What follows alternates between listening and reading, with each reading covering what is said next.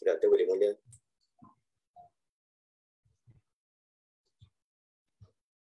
Okey. Bismillahirrahmanirrahim.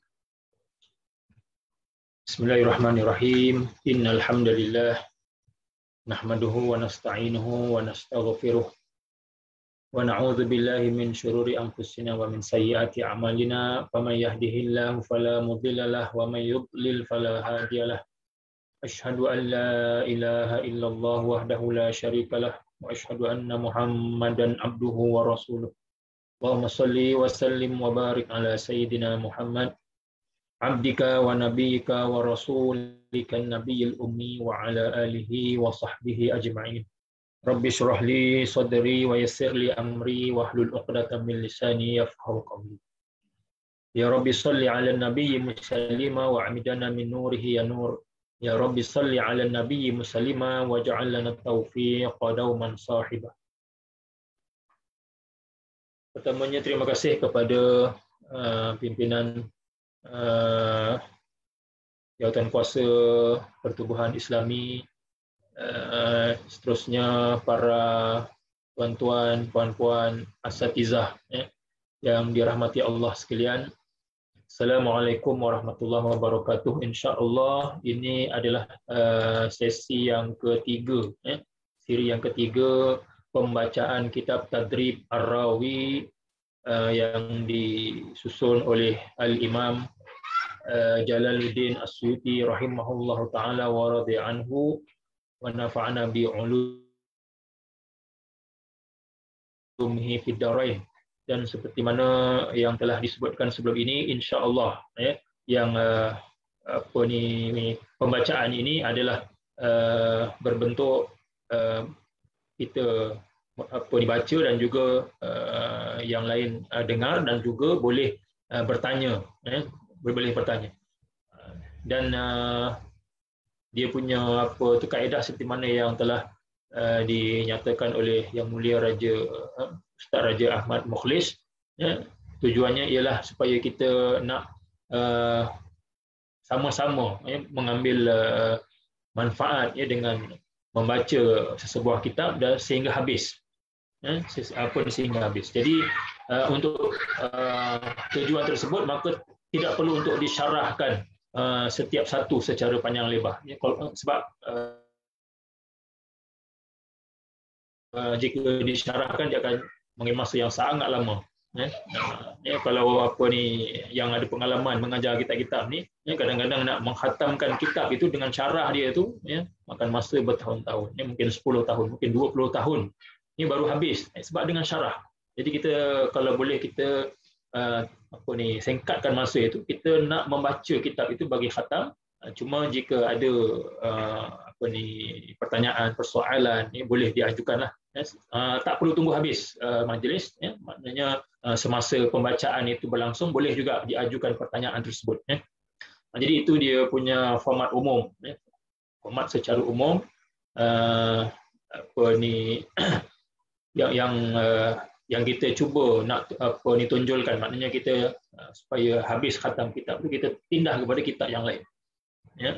Jadi saya tidak akan mensyarahkan satu persatu, kecuali kalau perkara-perkara itu perlu, mungkin ada tambahan daripada saya ataupun daripada tuan-tuan mungkin nak menambah sama-sama beristifadah, tak ada masalah. Okey. Jadi itu pendahuluan secara ringkas sajalah. Jadi insya-Allah bila kita membaca ini mesti kita ada naskah yang dibaca itu, maknanya kita sama-sama semak supaya tidak ketinggalan. Jadi kita dapat meneliti, sama-sama meneliti setiap patah perkataan tersebut. Kalau saya tersalah misalnya, tegur, tidak ada masalah. So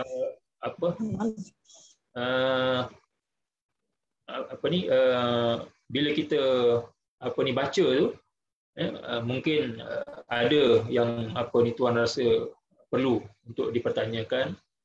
Jadi mungkin boleh terus bertanya ataupun tunggu sehingga mungkin sampai satu, kadang-kadang dia bila syarah ni dia ada habis satu bab ataupun satu fasal, jadi dia nak masuk kepada tajuk yang lain tu, jadi sebelum tu pun boleh, itu pun sesuai lah, maknanya sebelum masuk tajuk yang baru, jadi kita habiskan soalan yang berkaitan dengan tajuk ataupun fasal yang sebelum itu. Jadi insya-Allah kita dah baca muqaddimah yang disusun oleh Imam As-Suyuti rahimahullah taala habis dalam 2 majlis yang lepas, dan majlis yang ketiga ini kita akan masuk isi syarah tersebut, yang mana dia bermula. Kalau kitab yang kita gunakan mungkin ada macam-macam versi, tapi kalau yang kita gunakan ialah kitab yang ditahqiq oleh Al-Alamah Al-Muhaddis Al-Syekh Muhammad Awamah hafizahullah, yang terdiri daripada 5 jilid, dan jilid yang pertama itu dia membincangkan tentang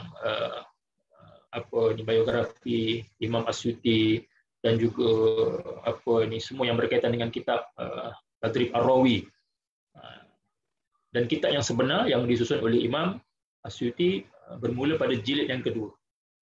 Jadi jilid yang kedua kita dah sampai kepada muka surat yang ke-88. Jadi kita akan start daripada muka surat 88 insya-Allah. Kata Imam As-Suyuti rahimahullah taala wa radiya anhu wa nafa'ana bi ulumi fid darain. Bismillahirrahmanirrahim. Akhbarani Syekhuna Syekhul Islam wal Muslimin Qadiyul Qudati Alamuddin Salih Ibn Syekhul Islam Wajiddin Umar bin Raslan Al-Bulkini wa ghairu wahid ijazatan. Jadi Imam As-Suyuti dia memulakan kitab dia ini, memulakan syarah dia ini dengan membawakan sanad beliau, yang mana beliau syarahkan Taqrib An-Nawawi, Taqrib yang disusun oleh Imam An-Nawawi rahimahullah taala, dan kitab Taqrib tersebut beliau riwayatkan secara bersanad dari Syekhuna Syekhul Islam wal Muslimin Qadiyul Qudat Alamuddin Salih. Jadi nama guru dia Salih, Syekh Salih bin Syekhul Islam Sirajuddin Umar bin Raslan Al-Bulkini. Dan Syekh Salih ini adalah anak kepada juga seorang ulama besar, tokoh besar dalam mazhab Asy-Syafi'i, Syekhul Islam Sirajuddin Umar bin Raslan Al-Bulkini. Jadi kadang-kadang kita sebut yang nama masyhur dia Al-Bulkini, Imam Al-Bulkini, nisbah kepada Bulkina di Mesir. Cuma saya semasa belajar di Mesir dulu tak pernah sampailah ke Bulkina. Saya rasa saya pernah sampai, ingat-ingat lupa, sampai ke Bulkina. Jadi yang datang daripada tempat itu, orang-orang yang tinggal di situ dan menisbahkan diri kepada tempat itu, dipanggil Bulkini. Wa ghairu wahid, dan selain daripada beliau ada lagi syekh-syekh yang lain, ijazatan secara ijazah. Dan saya pun ada meriwayatkan kitab-kitab Imam An-Nawawi rahimahullah taala secara ijazah ammah, secara ijazah ammah. Jadi sah untuk kita riwayatkan sanad tersebut. Jadi kita riwayatkan sanad tersebut sampai kepada Imam Nawawi. Begitu juga sanad sampai kepada Imam As-Suyuti. Jadi sekiranya kita diijazahkan walaupun secara ammah daripada guru kita, diberikan ijazah ammah, jadi sah untuk kita meriwayatkan sanad tersebut. Jadi saya riwayatkan sanad Imam Suyuti ini sampai kepada beliau, yang mana beliau meriwayatkannya sampai kepada Imam An-Nawawi rahimahullah ta'ala. Jadi Imam As-Suyuti dia memulakan syarahnya ini dengan membawakan sanad ijazah bagi kitab At-Taqrib yang disusun oleh Imam An-Nawawi yang disyarahkan oleh beliau ini dalam kitab Tadrib Ar-Rawi. Seterusnya minhum, ijazatan minhum. Kulluhum an Abi Ishaq Ibrahim bin Ahmad At-Tanuhi anna Abul Hasan ibn al-Attar ad-Dimashqi akhbarahu qala akhbarani Syekhul Islam Al-Hafiz Abu Zakaria An-Nawawi qala. Jadi jarak antara Imam As-Suyuti dengan Imam An-Nawawi hanya ada 3 orang. Hanya ada 3 orang jarak dia. Sebab tadi itu guru dia Syekh Saleh meriwayatkan daripada Ibrahim bin Ahmad Tanuhi, daripada Ibnul Attar, daripada Imam An-Nawawi rahimahullah taala. Qala, yang mana Imam Nawawi berkata Bismillahirrahmanirrahim, yang dalam kurungan ialah daripada kitab At-Taqrib, dan di luar kurungan itu daripada syarah Imam Suyuti, iaitulah kitab Tadrib Ar-Rawi. Kitab Tadrib Ar-Rawi. Dan mungkin kalau tengok bentuk tulisan itu pun dia ditebalkan. Yang kitab matan itu ditebalkan hurufnya, manakala yang syarah itu biasa saja. Baik. Bismillahirrahmanirrahim. Abda'u imtithalan liqaulihi sallallahu alaihi wasallam kullu amrin dhi balin la yubda' fihi bi bismillahirrahmanirrahim fahuwa aqta' rawahu Rahawi bil arba'in min hadithi Abi Hurairah radhiyallahu anhu. Jadi ini kalau kita tengok kebanyakan kitab syarah, dia akan memulakan dengan bismillahirrahmanirrahim dan disyarahkan dan dibawakan hadis ini. Walaupun hadis ini hadis yang dhaif, ada yang kata dhaif jiddan, sangat dhaif, tapi secara majmu' ada banyak lagi jalan-jalan riwayat dia. Secara majmu' tidak ada masalah lah untuk disampaikan, diriwayatkan dengan sebagai fadail al-a'mal, sebagai kelebihan amalan, yang mana maksud dia ialah setiap urusan yang mempunyai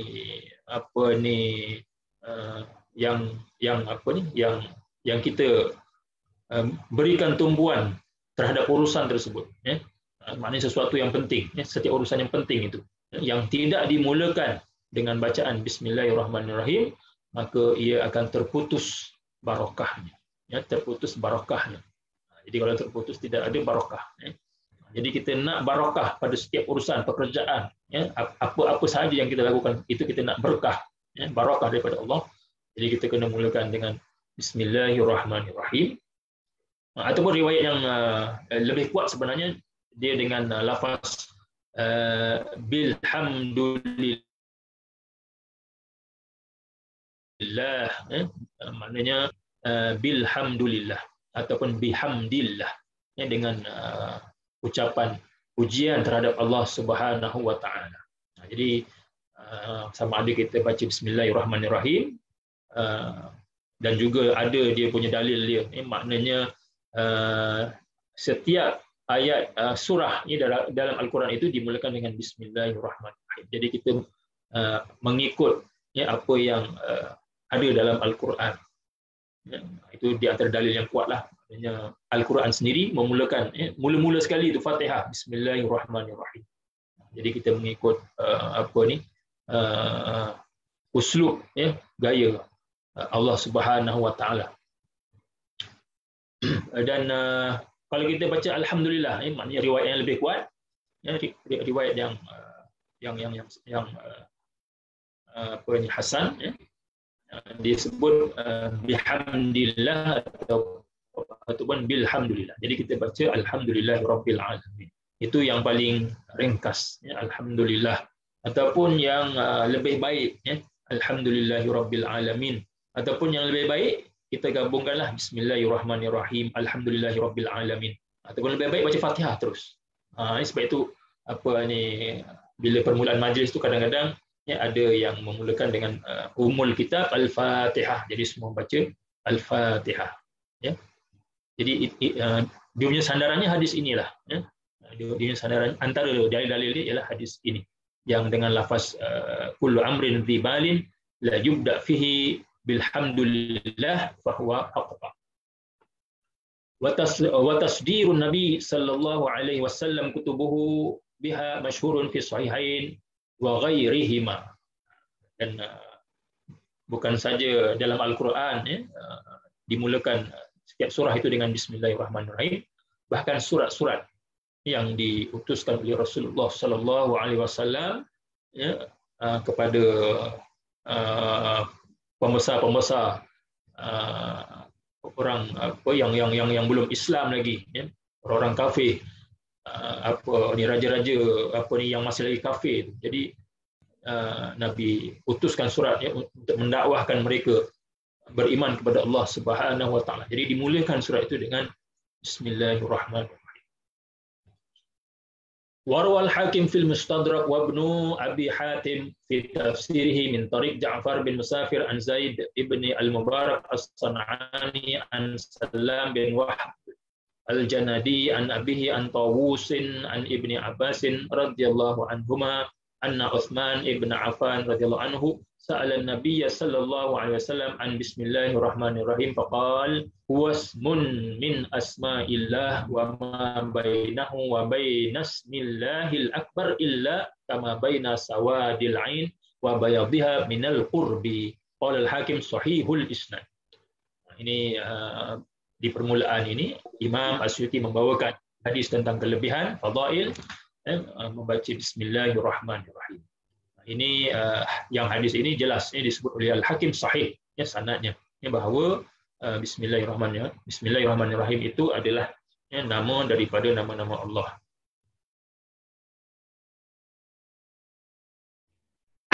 Ustaz.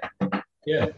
Bismillah. Apa ni kalau riwayat yang lebih kuat memulakan dengan alhamdulillah ataupun bismillah daripada penilaian ulama hadis? Alhamdulillah. Alhamdulillah Itu yang lebih kuat. Hasan.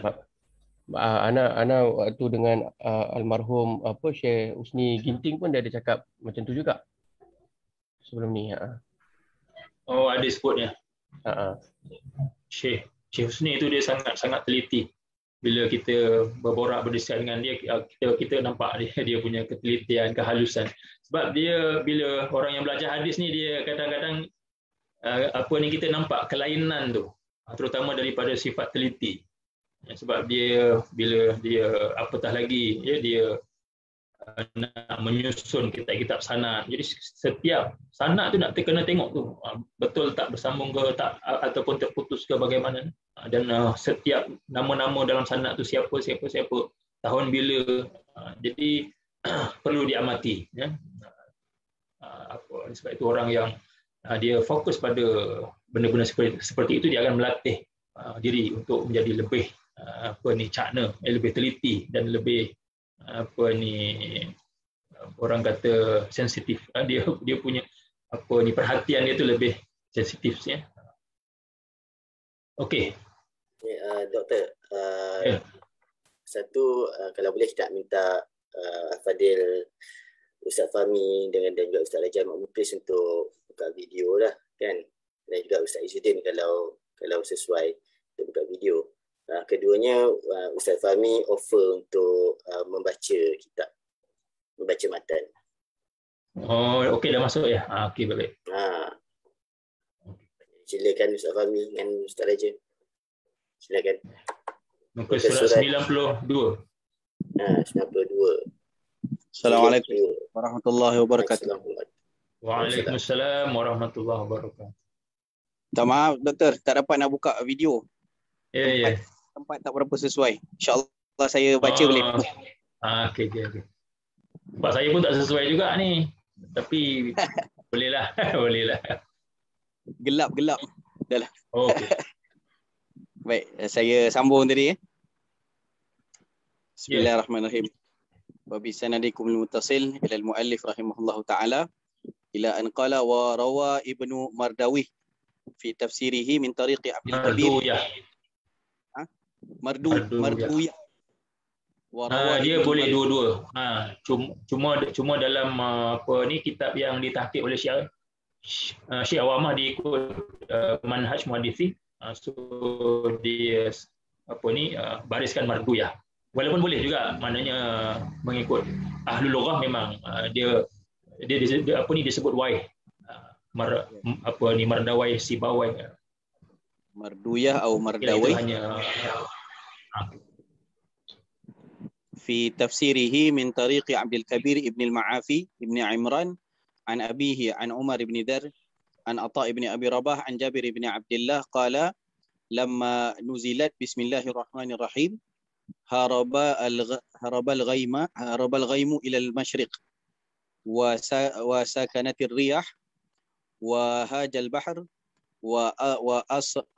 وأصغت البهائم بآذانها ورجمت الشياطين وحلف الله بعزته وجلاله ألا يسمى اسمه على شيء إلا بارك فيه.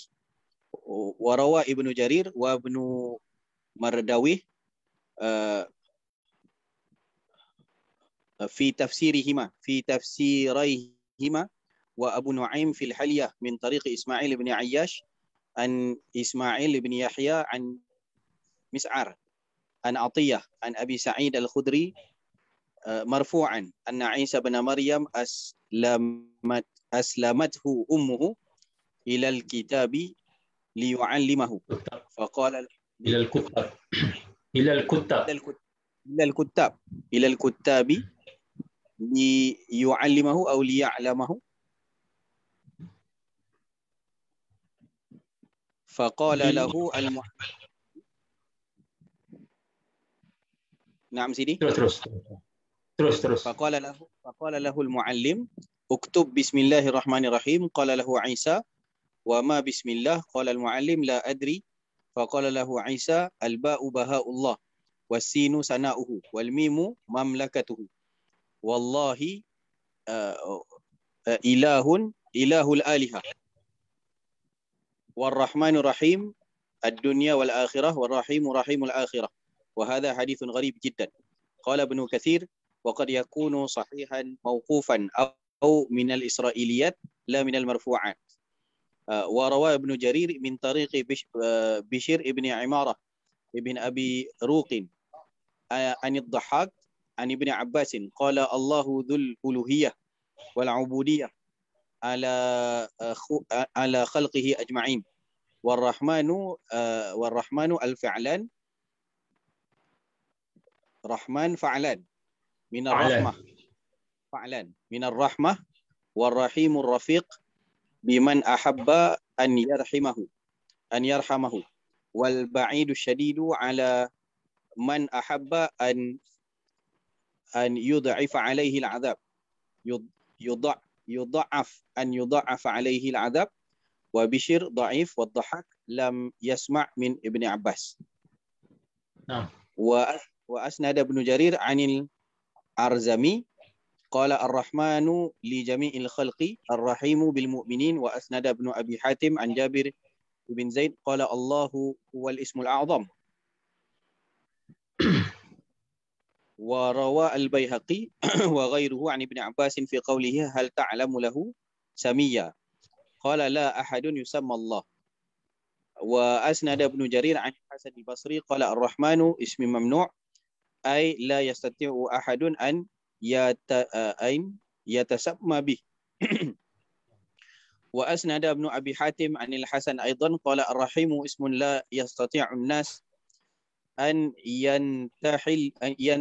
ينتحلوه تسمى به تبارك وتعالى. وبهذه الآثار عرفت مناسبة جميع هذه الأسماء الثلاثة في البسملة. Jadi ada disebutkan tadi tu Allah itu Ismullah Al-A'zam. Itu salah satu pendapat yang diriwayatkan daripada salafus salih. Dan ada lagi sebenarnya beberapa tokoh-tokoh salafus salih yang mengatakan Allah itu adalah Ismullah Al-A'zam. Jadi kalau kita berzikir dengan lafaz Allah, Allah. Jadi kita sebenarnya tak lari daripada apa yang diamalkan juga oleh para salafus salih. Ada yang mengatakan bila kita zikir Allah tu tak ada faedah, tak dapat pahala. Itu pendapat dia lah. Tapi kita juga berdasarkan dari dalil, di antaranya Allah itu sebagai Al-Ismul A'zam. Terus alhamdulillah. Alhamdulillah. Rawal Khattabi fi gharibihi wad Dailami fi Musnadil Firdaus wal Baihaqi fil Adab bi sanadi rijalihi thiqat walakinahu munqati' an Ibn Amr anna Rasulullah sallallahu alaihi wasallam qala alhamdu ra'su syukri ma syakarallahu abda la yahmaduhu abdun ma syakarallah ma syakara abdun la yahmaduhu wa rawa ni Ustaz Fahmi punya apa ni naskah ni macam lain ya. PDF doktor. Oh, PDF yang apa? Tahqiq Syekh Awamah. Bukan. Ini PDF. Ada hilang surat.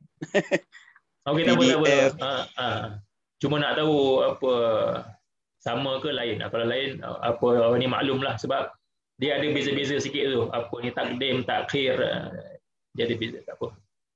Ada PDF juga ke yang Syekh Awamah punya? Ada. Dia 5 jilid. Ada ya. Nanti saya cuba cari. Jilid. Ni sebab dekat rumah pakai phone ni. Okey. Okey, mana terjejak hilang ke suratnya. Warawat Tabarani fil Awsat. Baik. Warawat Tabarani fil Awsat bi sanadin dha'if 'an An-Nawas bin Sam'an qala saraktu naqata Rasulillah sallallahu alaihi wasallam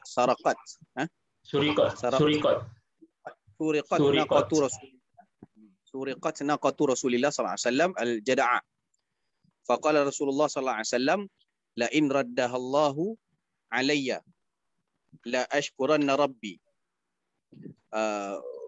faruddat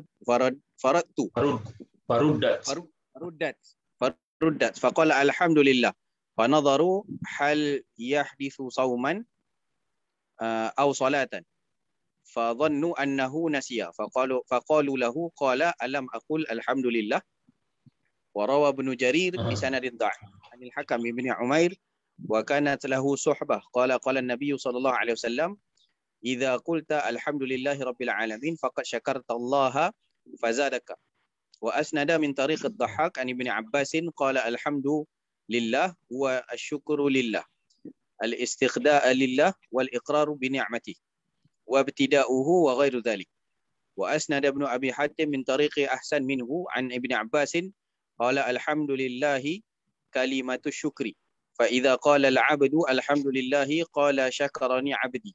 وفي صحيح مسلم من حديث أبي مالك الأشعري مرفوعا الحمد لله تملأ الميزان وأخرجه الترمذي من حديث ابن عمرو ورجل من بني سليم وفي صحيح ابن سليم بني سليم ورجل من بني سليم وفي صحيح ابن حبان والترمذي من حديث جابر بن عبد الله أفضل الذكر لا إله إلا الله وأفضل الدعاء الحمد لله وروى ابن حبان وأبو داود والنسائي من حديث أبي هريرة مرفوعا kullu amrin ribalin la yubda'u fihi bihamdillah fahuwa aqta. Ini yang apa saya sebut tadi di awal. Sebab di awal tadi dia la yubda' fihi bi bismillahirrahmanirrahim fahuwa aqta. Maknanya yang saya sebut tu ada dibawakan oleh Imam Asyuti di sini riwayat daripada Ibnu Hibban dalam sahihnya, Abu Dawud, An-Nasa'i secara marfu' bahawa ianya dengan lafaz bihamdillah, ya.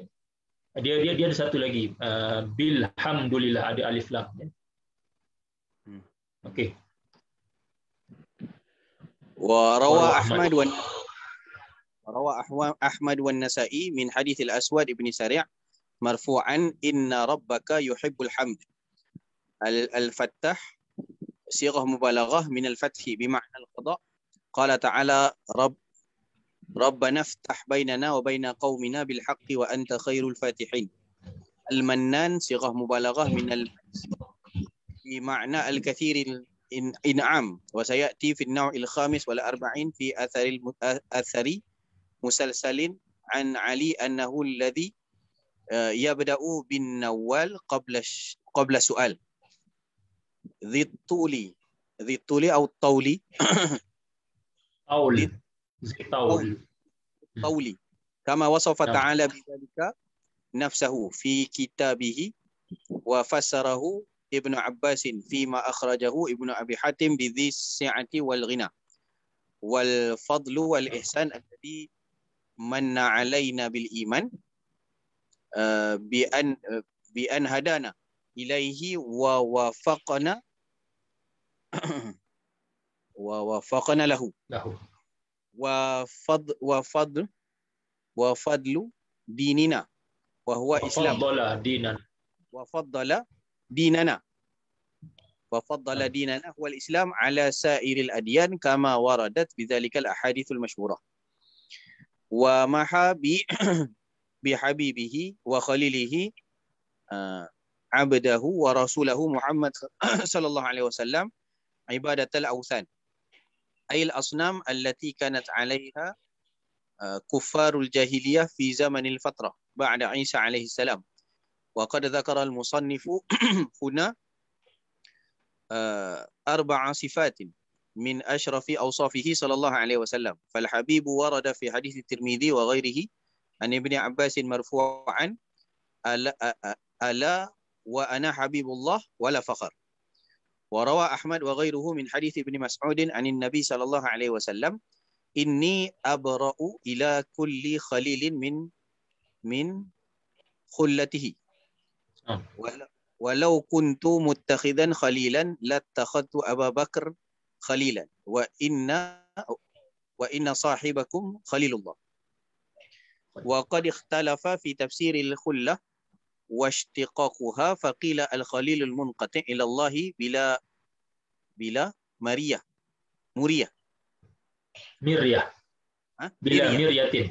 بلا مرية وقيل المختص به وقيل الصفي الذي يوالي فيه ويعادي فيه وقيل المحتاج إليه. وأصل المحبة الميل وهي في حق الله تعالى تمكينه لعبده من السعادة والعصمة وتهيئة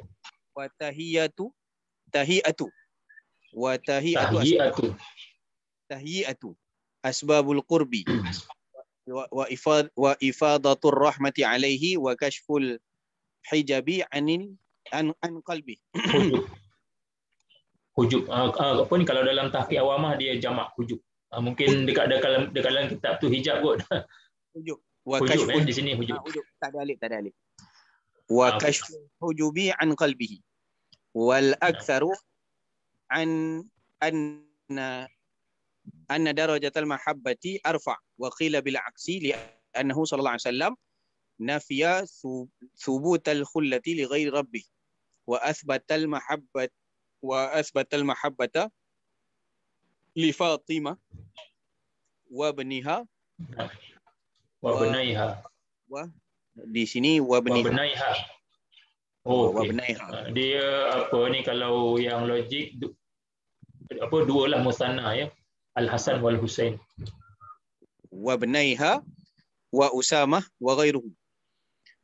Wa qila huma sawa'un. Wal 'abdu min ashrafi sifatil makhluq.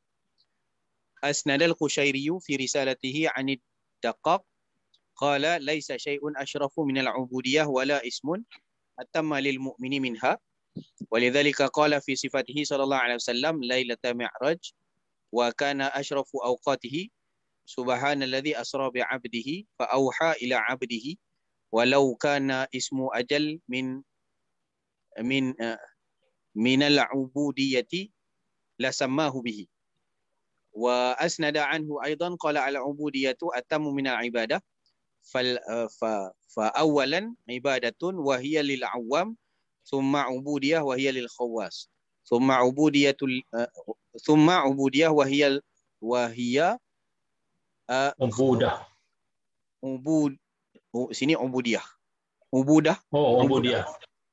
ثم ubudah ubudah wahiyal khawas lil wahiyya khawasul khawas.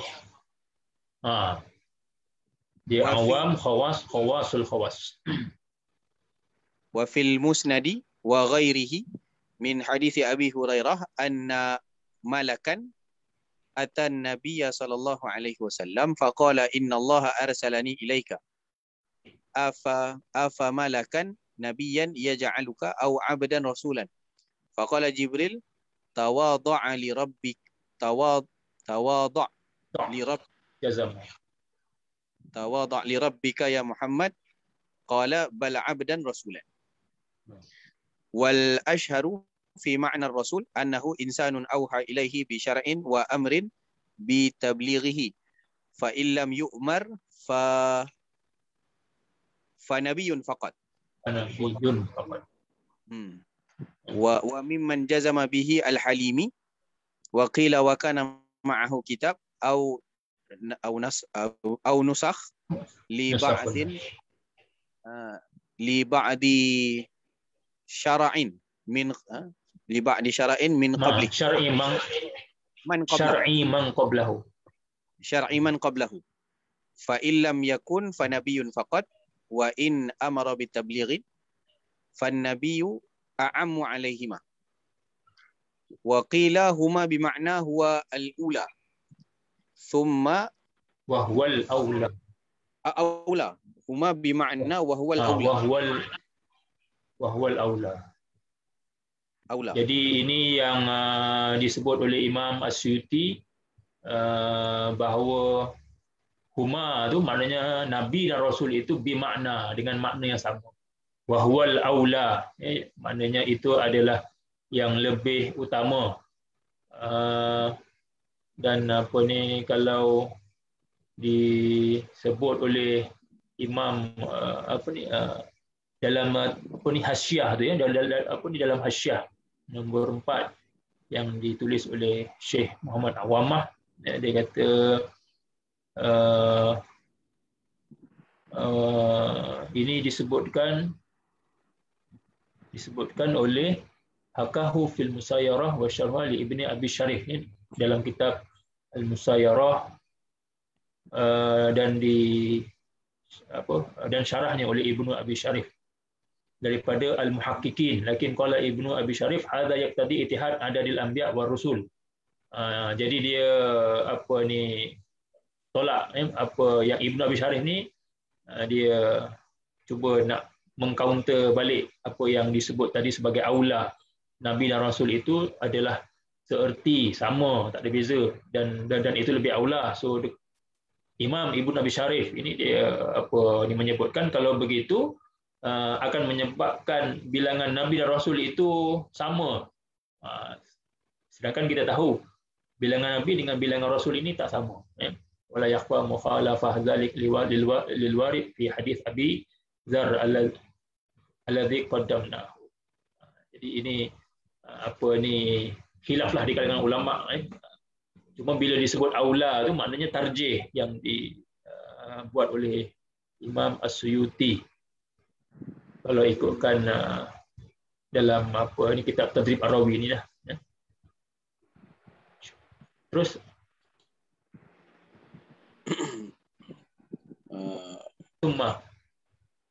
ثم الأكثر على أنه صلى الله عليه وسلم مرسل إلى الإنس والجن دون الملائكة صرح بذلك الحليمي والبيهقي في الشعب والرازي والنسفي في تفسيريهما ونقله المتأخرون منهم الحافظ أبو الفضل العراقي في نكته على ابن الصلاح والشيخ جلال الدين المحلي في شرح جمع الجوامع واختار الباريزي والسبكي أنه مرسل إلى الملائكة أيضا هو اختياري وقد ألفت فيه كتابا وأما الكلام في شرح اسمه محمد فقد وسطناه في شرح الأسماء النبوية وخصه بالمعجزة المستمرة أي القرآن والسنن المستمرة على تعاقب الأزمان في الصحيحين عن أبي هريرة أن رسول الله صلى الله عليه وسلم قال ma minal anbiya'i min nabiyyin illa qad a'ta minal ayati ma mathalahu Ma mithluhu. ma mithluhu aminun alaihi al-bishr. Bashar. Wa inna ma kana alladhi utitu wahyan. Utiyat. Wahyan. Utitu wahyan. Auhahu Allahu ilayya. Utitu wahyan auhahu ilayya fa arju an akuna aktsaruhum tab'an yaum al-qiyamah. Tabi'an. Yang dekat dalam apa tu nuskah tu tabaan Tak ada alif. Tabaan. Apa ni kalau tabaan itu pun jamak. Dia jamak bagi tabi'. Dia ada beberapa jamak tu, atba', tabi'un, satu lagi tab'un. So dia jamak lah. Kalau di dalam tahqiq Syekh Awamah ni dia ada alif tabi'an. Maknanya tabi'an ini dalam bentuk mufrad lah. Okey, tapi makna sama. Aktsaruhum tabi'an yaumal qiyamah. Ai ikhtasastuhu min bainihim. Ikhtusistu. Ukhtusisat.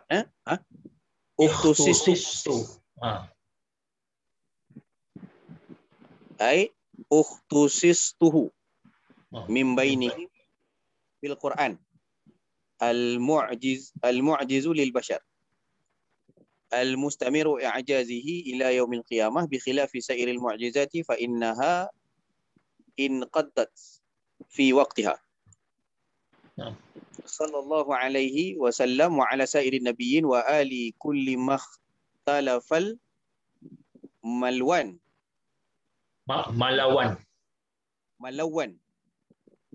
ملون أي الليل والنهار. أي الليل والنهار. قاله في الصحة يقال لا أفعله ما اختلف الملون الواحد ملا بالمقصر. Mala bil qasri. Ini ada tanwin. Mala maknanya yang al-malawan tu dua. Kalau satu mala bil qasri. Bil qasri. Sini ada mim pula bil miqsar. Wa ma Terus? Ya. Wa ma takarrarat hukum wa ma takarrarat hikamuhu wa dzakarahu wa ta'aqabu al-jadidan ay al-lail wan nahar. Aidan qala Ibnu Durayd innal jadidaini idza mastawallaya ala jadidin adnayahu lil bala wa qila humal ghadat wal ashi wa adkhala al musannifu fi salati sairin nabiyyin li hadithi sallu ala anbiya'illahi wa rusulihi fa innahum ba'athu kama bu'ithu akhrajahu al-khatib wa ghairihi. Wa alun nabi sallallahu alaihi wasallam inda Syafi'i aqaribuhul mu'minun min bani Hashim wal Muttalib li hadithi Muslim fi sadaqati innaha la tahillu li Muhammadin wa la li ali Muhammadin. Wa qala fi hadithin rawahu at-Tabrani inna lakum fi khumusil khams ma yakfi au yughnikum au yughannikum wa qad qassama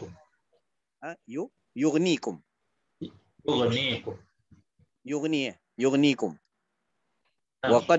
wa qad qassama sallallahu alaihi wasallam al-khumus ala bani Hashim wal Muttalib tarikan akhawaihim bani Naufal wa Abdu Syamsin ma'a su'alihim lahu kama rawahu al-Bukhari. Fa'alu Ibrahim, Ismail wa Ishaq wa auladihima. Wa yuqasu bidzalika alul baqin wa ta'birul musannifi anis sunnati bil hikam. Bil hukm. Hikam. Bil hikam. akhdhan min tafsiril hikmati fi qawlihi ta'ala yu'allimuhumul kitaba wal hikmah wa qawluhu wa wadhkurna ma yutla fi buyutikunna min ayatillahi wal hikmah bisunnah. Qala dhalika Qatadah wal Hasan wa ghairihima. Amma ba'du atta biha li anna an-nabiy sallallahu alaihi wasallam kana idza khataba qala amma ba'd. Rawahu at-Tabrani wa dzakaraha fi khutbati fi khutabihi sallallahu alaihi wasallam masyhurun fi sahihaini wa ghairihima. Wa fi hadits jadi apa ni habis muqaddimah yang disebutkan oleh Imam An-Nawawi ya, dengan apa ni basmalahnya, tahmidnya, selawatnya, jadi ditutup dengan amma ba'du. Maknanya selepas ini barulah masuk perbincangan dalam mustalah al-hadis. Baik, terus. Amma ba'du atabiha li anna wa fi hadithin wa fi hadithin innaha faslul khitab alladhi utihi Daud. Rawahu ad-Dailami fi Musnadil Firdaus min hadithi Abi Musa al-Ash'ari. Fa inna ilmal hadithi min afdalil qurbi jam'u qurbati ay ma yataqarrabu ila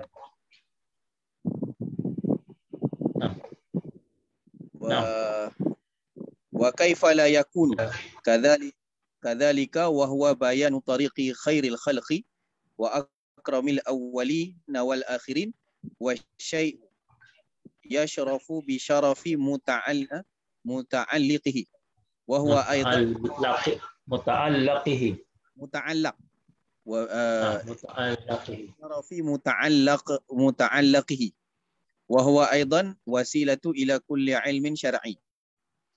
Amma al-fiqhu fawadihu wa amma al-tafsiru fali'anna awla la ma fassara bihi kalamullahi ta'ala ma thabata an nabiyhi sallallahu alaihi wasallam wa ashabihi wa dhalika yatawaqqafu ala ma'rifatihi. Wa hadha kitab fi ulumil hadith اختصرته من كتاب الإرشاد الذي اختصرته من كتاب علوم الحديث للشيخ الإمام الحافظ المتقن تقي الدين أبي عمرو عثمان بن عبد الرحمن السهرة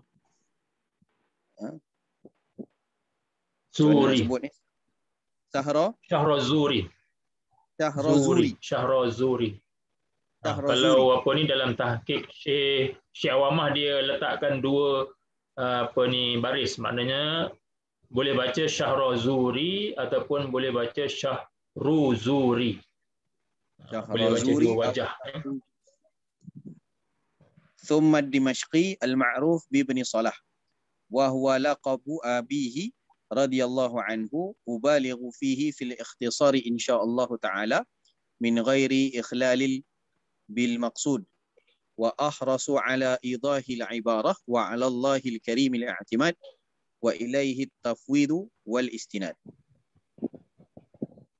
Al hadits fi ma qala al-Khattabi fi ma'alim sunan wa tabi'ahu Ibnu Salah yanqasimu 'inda ahlihi ala thalathati aqsamin sahih wa hasan wa dha'if li'annahu imma maqbul aw mardud wal maqbul imma an yashtamila min sifatil qabul ala a'laha aw la wal awwalu as-sahih wal thaniyu al-hasan wal mardudu la hajata ila taqsimihi li'annahu la tarjihu baina afradihi wa'tarad. Jadi ini apa ni jadi ini pembahagian hadis secara umum ya, sahih, hasan, dhaif. Dan apa ni dhaif ini termasuk di dalamnya itu maudhu'.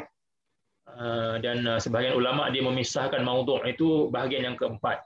Tetapi yang disebutkan di sini adalah mengikut kepada pembahagian Al-Khattabi dan diikuti oleh Ibnu Salah dan juga Imam Nawawi dan juga Imam Suyuti lah, ya, sebab dia tidak ulas lanjut. Jadi para ulama ni dia membahagikan kepada sahih, hasan, dhaif. So maudhu' itu termasuk sebahagian daripada dhaif. Walaupun ada pandangan yang lain, dia memasukkan maudhu' itu bahagian yang keempat, lain, maknanya dia tak sama, bukan di bawah hadis dhaif. Dan jika dilihat di situ disebut sahih, hasan, dhaif ini imma makbul atau mardud, sama ada diterima ataupun ditolak. Jadi yang diterima itu sahih dan hasanah. Sahih, hasan, bahagian makbul. Maknanya bila sebut hadis makbul artinya sama ada sahih atau hasan. Tapi kalau disebut mardud, ditolak, artinya hadis dhaif. Dan ditolak ini bukanlah ditolak masuk dalam bakul tong sampah terus buang terus, tidak. Jadi mardud ini ialah mardud kerana dia tidak terbukti sifat benar perawi yang meriwayatkannya tu. Jadi sifat benar, sifat siqah perawi yang meriwayatkannya itu tidak terbukti. So dia mardud dari segi ditolak untuk dijadikan sebagai hujah dan dalil dalam hukum hakam dalam akidah. Tetapi dalam bab selain daripada hukum hakam dan akidah, dia masih ada ruang lagi untuk diguna pakai. So dia bukannya mardud ini ditolak semua sekaligus, bukan. Jadi mardud ini hanyalah dari aspek kehujahan hadis tersebut sahaja. Baik. Terus wa'tarada bi anna maratiba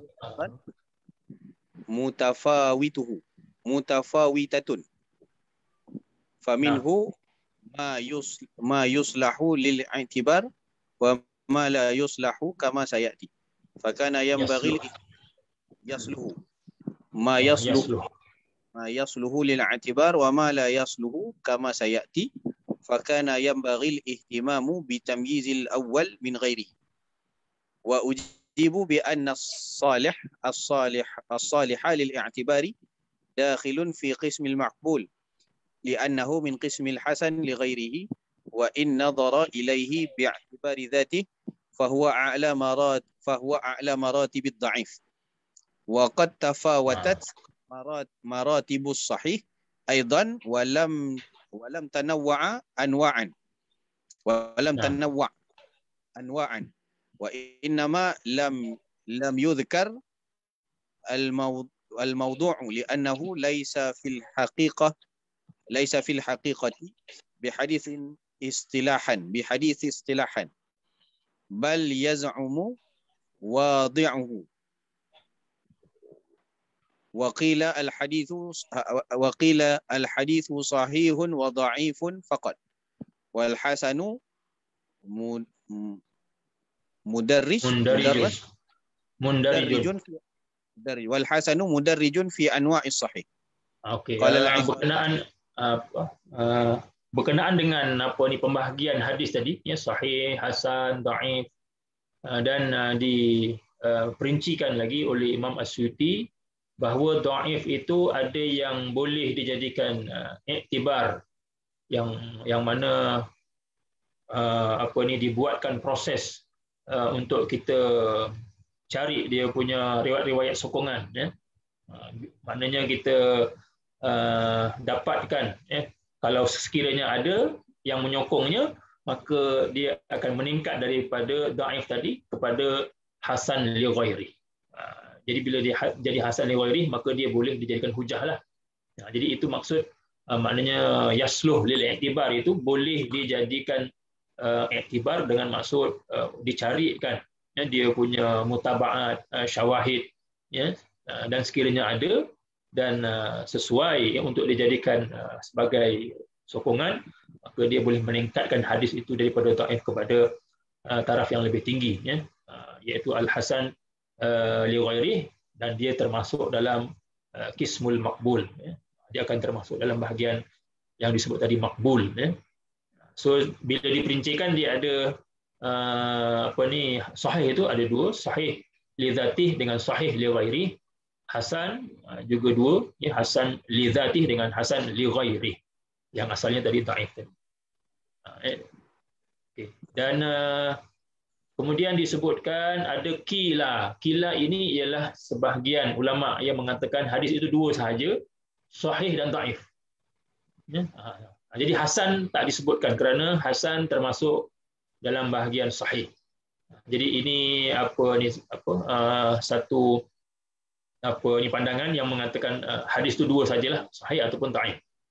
Dan ini dinisbahkan kepada golongan mutaqaddimin. Cuma dalam memahami pembahagian ini, ya, ada yang mengatakan hasan itu sebenarnya termasuk bahagian dhaif yang dinisbahkan kepada tak silap saya Syekh Ibn Taymiyah, ya, yang hasan itu dimasukkan dekat bahagian dhaif.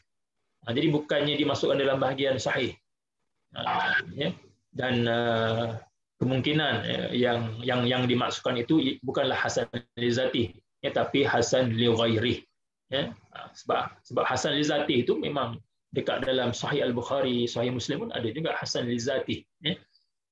So yang disebutkan di sini hasan itu, ya, sebenarnya termasuk di bawah bahagian sahih, ya, bukannya bahagian dhaif. Baik, qala al-Iraqi. Qala al-Iraqi fi nukatihi walam ara man sabaqa al-Khattabi ila taqsimihi al-madhkur. Yep. Boleh? Sangkut. Saya nak tanya ke? Ya.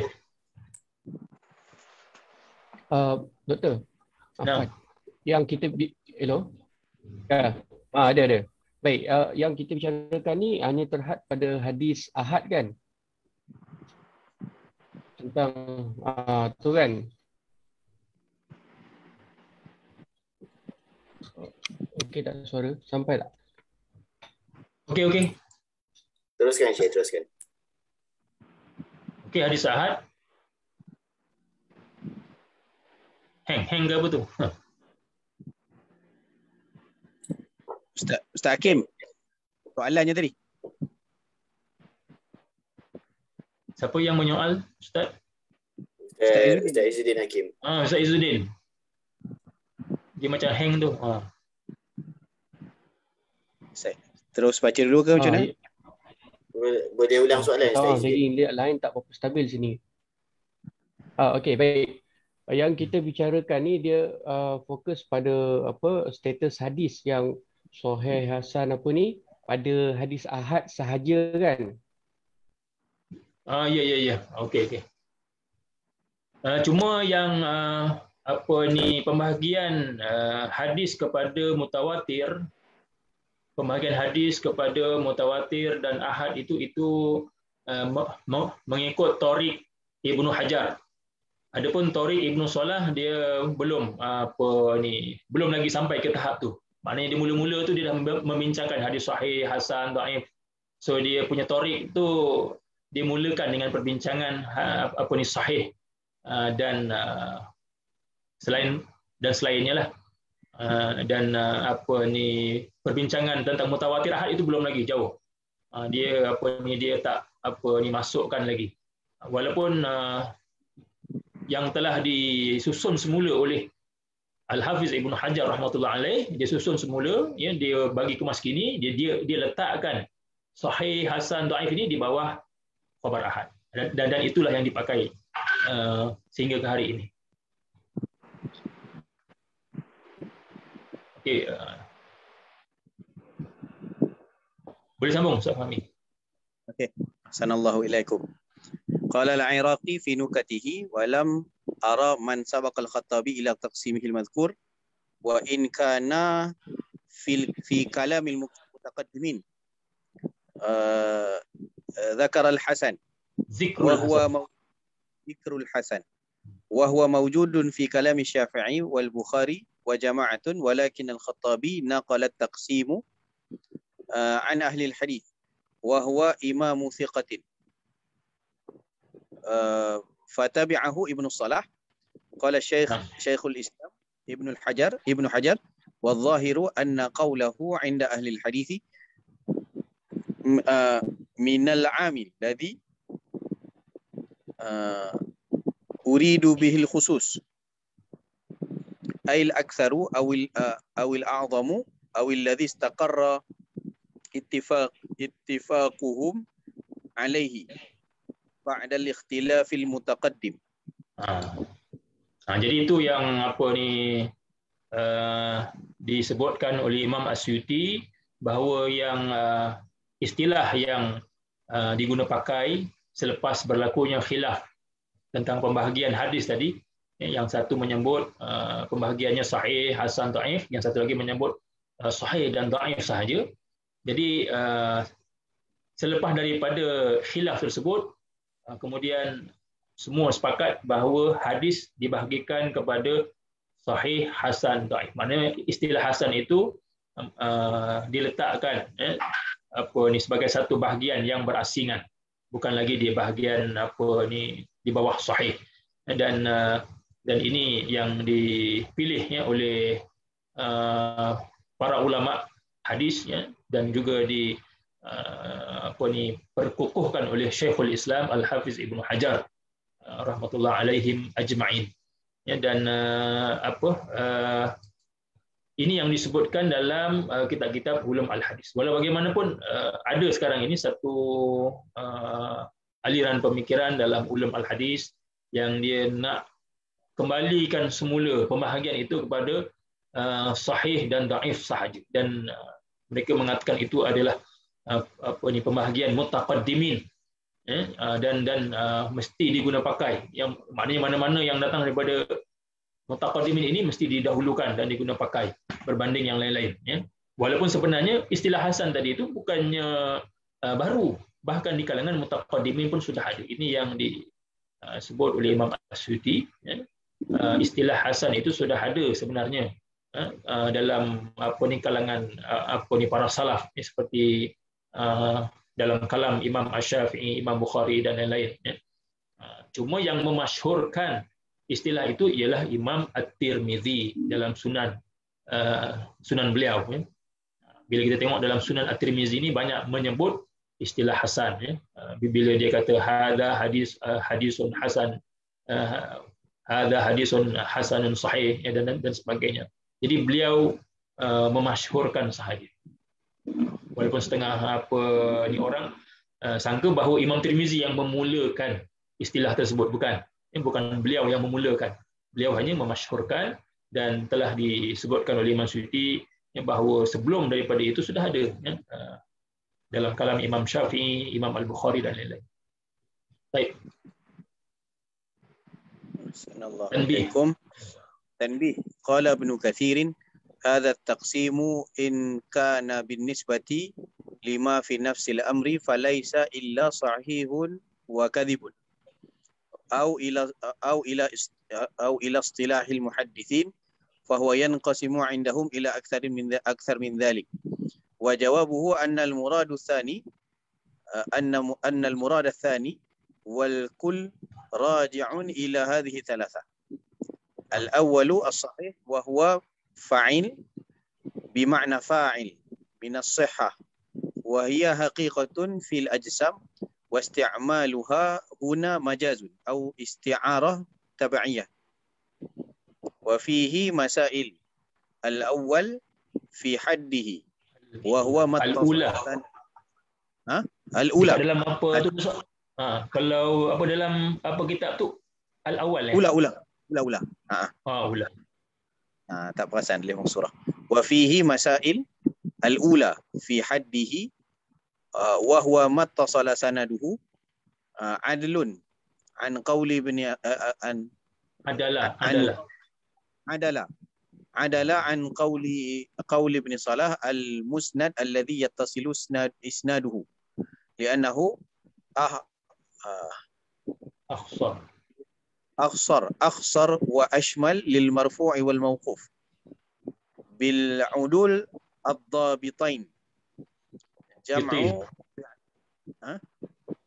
ضابطين بالعدول الضابطين. جمع باعتبار سلسلة السند.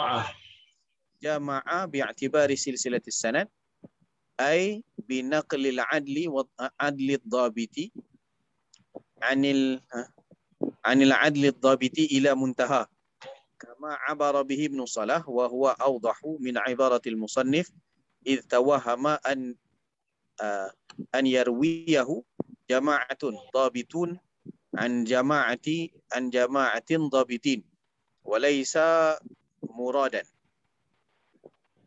Qila kana al-afdalu an yaqula binaqli thiqati li'annahu man jama'a al-adalah wad-dhabt wat-ta'arif tasanun 'anil ishab. Jadi ini berkenaan dengan ta'rif hadis sahih yang bersambung sanadnya, hadis yang bersambung sanadnya yang diriwayatkan oleh perawi yang adil, sifatnya juga dhabit, dan tidak ada syuzuz dan juga illah. Yang itu belum disyarahkanlah, tapi baru sampai kepada perawi yang bersifat adil dan juga dhabit. Dan ada yang mengatakan lebih baik istilah al-adlu ad-dhabit itu digantikan dengan as-siqah sahaja. Maknanya itu lebih ringkas, akhsar, lebih ringkas. Jadi bila itu digunakan istilah as-siqah, artinya hadis yang bersambung sanadnya yang diriwayatkan oleh perawi siqah. Jadi tak perlu sebut yang adil dan dhabit. Dan siqah itu sendiri merujuk kepada perawi yang mempunyai sifat adil dan dhabit. Jadi ini kena faham. Bila kita sebut siqah, artinya perawi yang menghimpunkan sifat adil dan juga dhabit, barulah dia disebut siqah. Jadi siqah ni dia tinggi, dia punya kedudukan dia, berbanding perawi yang disebut saduq, maknanya bersifat benar. Jadi bila disebut saduq, bersifat benar, so kita tak tahu dari segi dhabit dia tu bagaimana. Tapi dia masih lagi still dalam bahagian at-ta'dil, ya. Bukan termasuk bahagian jarah lah. Cuma dia ada nilai dari segi kedhabitan, ya. Dia punya penjagaan riwayat itu dia ada nilai dia. Begitu juga kalau ada perawi yang disebut salih, ya, maknanya orang yang saleh, dan itu pun rendah dia punya kedudukan dia. Jadi bila sebut siqah ni tinggi. Dan ada setengah kitab ulum al-hadis, saya tengok dia memang gunakan takrif yang ini, yang kila ni. Yang kila. Ada ulama yang mengatakan. So dia tatbikkan yang di sini ni dan diberikan takrifnya, hadis sahih itu ialah mattasala sanaduhu bisiqatin min ghairi syuzuzin wala illah. Wa ta'rif tusan anil ishab, dan ini diakhiri oleh Imam As-Suyuti dengan menyebut bahawa definisi ataupun takrif ni, ya, biasanya dia dijaga supaya tidak panjang berjela. Dia lagi pendek lagi bagus, maknanya jami' dan mani', ya. Baik. Terus min ghairi syuzuzin wala illah fa kharaja bil qaid al-awwal المنقطع والمعضل والمعلق والمدلس والمرسل على رأي من لا يقبله. وبالثاني ما نقله مجهول عينا أو حالا أو معروف بالضعيف. وبالثالث ما ينقله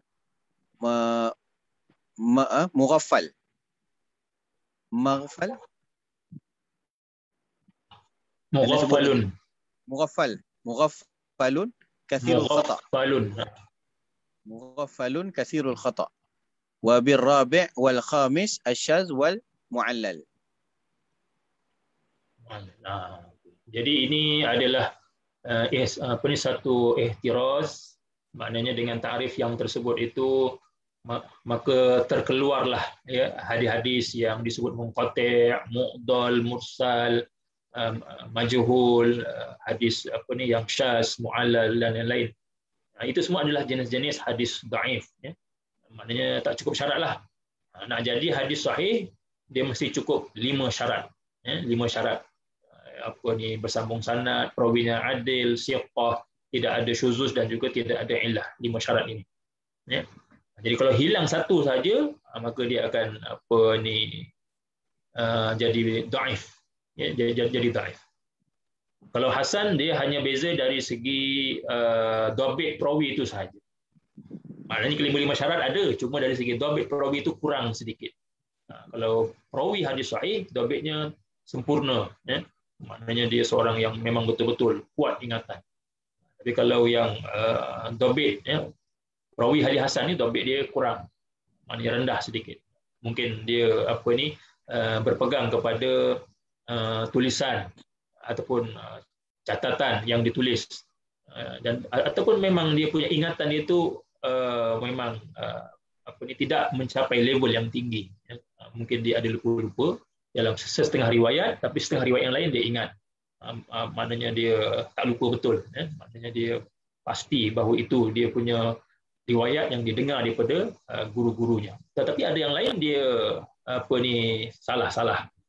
Jadi kalau yang perawi macam ni, so dia punya level dhabit dia tu rendah sedikit. Tanbihatun. Al-awwalu haddul hadda doktor. Ya. Ya, doktor, maaf, afwan. Baik doktor, yang adil dan dhabit ni, ini dari perspektif hadis semata-mata kan dia tak termasuk dalam kecenderungan akidah seseorang ulama tu kan. Sebab kalau dia kuat ingatan, kemudian dia ni, tapi dia macam maybe dia muyul kepada Syiah ke, apakah dia akan diterima sebagai seorang yang diterimalah dalam bidang hadis dari sudut riwayat dan juga autoriti dia. Ya. Dia setiap satu tu dia diberikan definisi, ya, macam dhabit itu ada yang dhabit dari segi penulisan dan juga dhabit dari segi ingatan, dan kedua-duanya itu diterima. Maknanya dia masih lagi dianggap perawi yang dhabit. Tak kiralah dia punya aliran ataupun mazhab dia apa, ya, tapi dia dhabit, memang kuat ingatan. Manakala adalah ini yang berkaitan dengan fahaman bid'ah, ya, seperti Syiah, Khawarij, Murji'ah, Mu'tazilah, ya, dan sebagainya. Jadi bila terkait itu, maka definisi bagi sifat adil ini ialah dia mesti muslim, seorang muslim lah. So kalau kafir tak boleh, ya, maknanya muslim. Dan juga yang fahaman bid'ah ini, kebanyakan ulama hadis mereka tak kafirkan, ya. Mereka tak kafirkan, walaupun ada setengah-setengah ulama ni mengkafirkan, ya, Mu'tazilah kafir, Syiah kafir, semua kafir. Mereka mudah mengkafirkan, tapi ulama hadis mereka tak. Maknanya mereka masih lagi muslim. Mereka masih lagi muslim. Jadi syarat dia mesti muslim, baligh, berakal, tidak fasik. Maknanya walaupun dia mungkin mempunyai fahaman Syiah, tapi dia tidak fasik, dia tidak melakukan perkara-perkara yang melanggar syarak, ya. Dia tidak fasik, bukan orang fasik. Dia tidak melakukan dosa-dosa. Dan juga tidak jatuh maruah dia, tidak tercalar maruah dia. Jadi dari segi maruahnya pun dia jaga, ya, maknanya dia tidak suka-suka, ya, untuk dia menampilkan diri dia dalam keadaan yang menjatuhkan maruah dari segi pandangan masyarakatnya. Maknanya kalau masyarakatnya itu mesti jaga aurat, ya, tak boleh pakai yang pakaian yang mendedahkan aurat misalnya.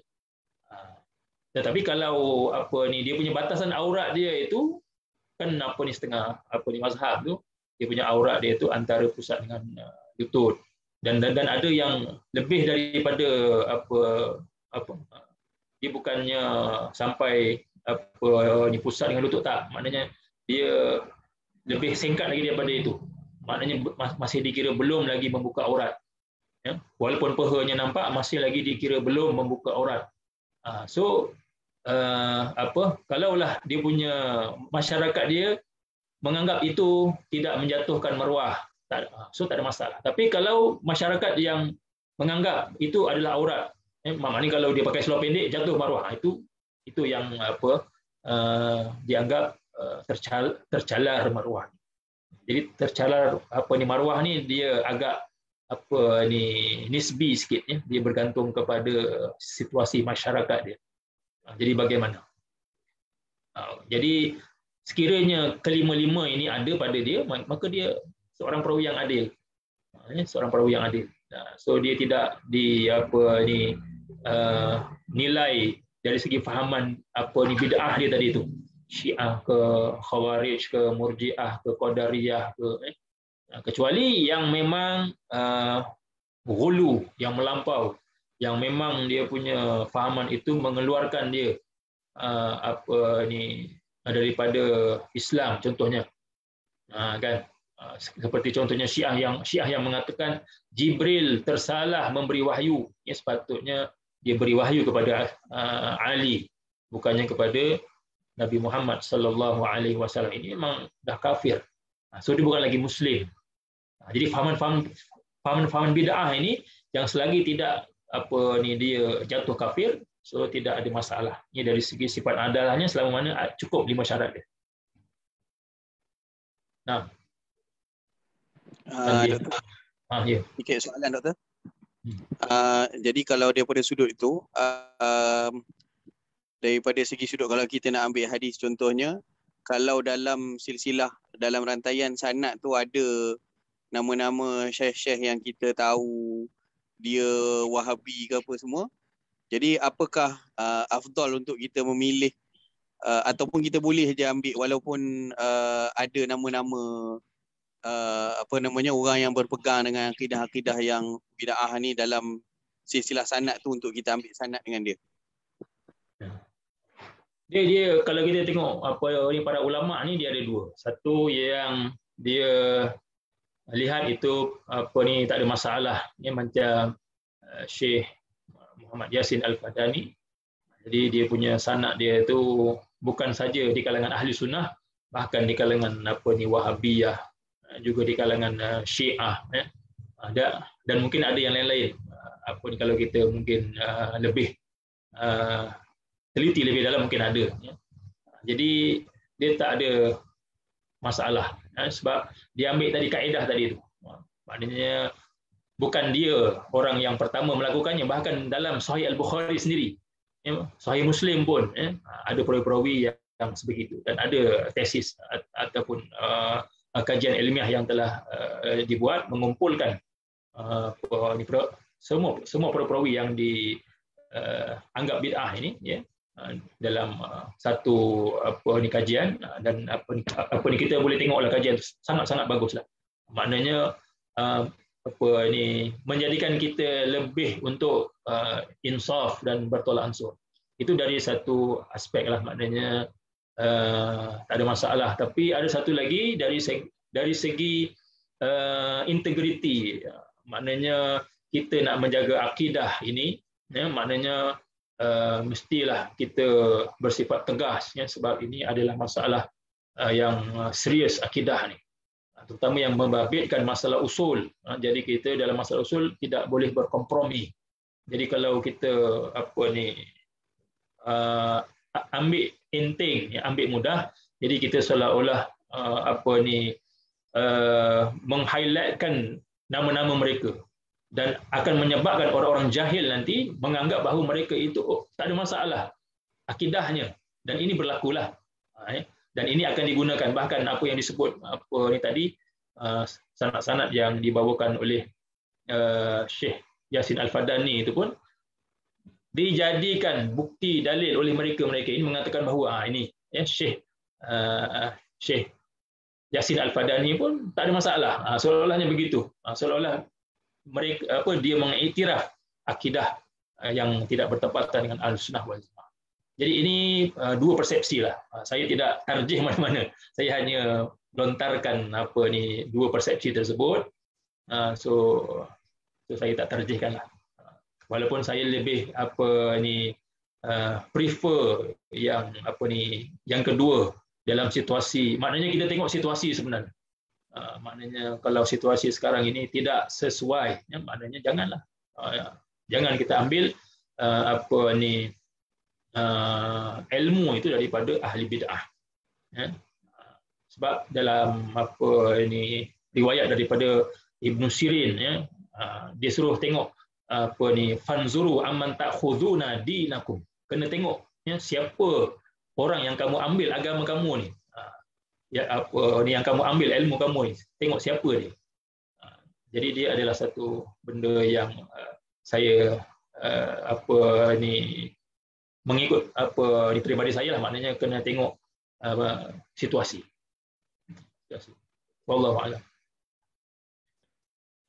Doktor, satu pertanyaan. Ada tak hadis yang diriwayatkan oleh bangsa jin? Kan sebab jin kan hidup lama, mungkin ada jin yang dalam kalangan sahabat yang masih hidup dan meriwayatkan hadis tertentu kepada ulama yang dapat berinteraksi dengan dia. Apakah kemungkinan yang macam saya sebut tu berlaku? Ada berlaku. Hadis-hadis yang diriwayatkan oleh jin, dan di antara jin yang masyhur disebut ialah Syamhurash, Malikul Jin, raja jin, dan banyak nama-namanya disebutkan. Syamhurish. Dia ada dua wajah, Syamhurish ataupun Syamhurash. Dia ada dalam kitab-kitab sabat, kitab-kitab sanad yang menyebutkan nama tersebut. Namun secara tahqiq riwayat jin adalah dhaif. Sebab kita tidak tahu dari segi adalah dia, dari segi dhabit dia kita tak tahu. Memang tak ada makluman, ya, tidak ada sebarang makluman, walaupun dalam kitab Al-Isabah yang disusun oleh Al-Hafiz Ibnu Hajar yang menyenaraikan nama-nama sahabat, ada juga disenaraikan dalam tu nama-nama jin yang dianggap dari kalangan sahabat Nabi lah, ya. Jadi disenaraikan namanya, tapi dari segi riwayatnya itu kita tak boleh nak pastikan, ya.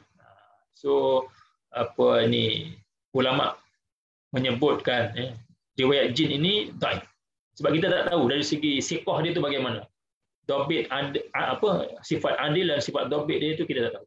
Berbanding dengan para perawi yang memang dah jelas, ya, dalam kitab-kitab rijal, kitab-kitab tarajim, sangat banyak kita nak cari biografi seseorang perawi itu sangat detail, ya, direkodkan oleh ulama-ulama hadis. Jadi kalau kita nak cari rekod perawi jin misalnya, memang susah lah. Memang adalah nama-nama dia, tapi secara detail tu tak tahu.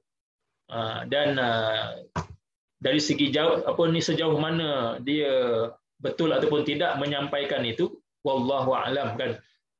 Walaupun dia mungkin mengaku aku dengar Rasulullah, tapi betul ke dia jumpa Rasulullah? Nak pastikan dia tipu ataupun tidak itu pun sangat susah.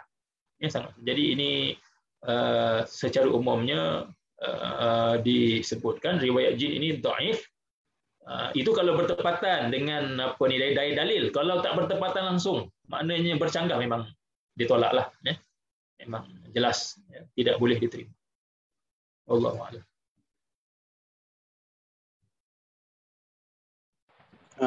Afwan doktor, saya minta izin untuk ke tandas sekejap. Minta Ustaz Aizuddin boleh ganti ke? Kita pun dah sampai pukul 11 dah ni. Masya Allah. Yang tanbihat itu ada berapa tu tanbihat?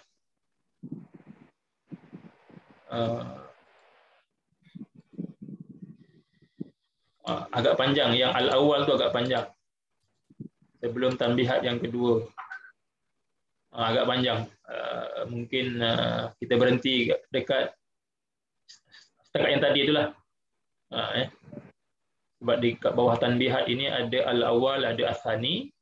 Jadi al-awwal tu saja panjang. So kalau nak baca separuh pun macam tak seronok sebab dia berkait tu. Ya, dia satu perbahasan yang lengkap tapi panjang lah. Jadi kita berhenti sini dulu. Kalau saya minta izin. Ni apa? Jazakumullah khair Razak. Jadi anda rasa gini, doktor, ya. Baik, tadi macam yang Ana peringkat awal tadi Ana ada tanya tentang apakah perbahasan malam ini adalah berkaitan dengan hadis ahad. Kemudian doktor respon kata perbahasan tu tak sampai kepada pecahan ataupun pengklasifikasian hadis ahad dan juga mutawatir kan. Dalam kitab ni. Jadi yang doktor sebutkan tu dalam kitab ni tak sampai lagi Jadi yang doktor kata kemudian dia dikemaskan kepada pecahan tersebut hadis ahad, hadis mutawatir tu oleh Imam Ibnu Hajar Al-Haythami ataupun Ibnu Hajar Al-Asqalani.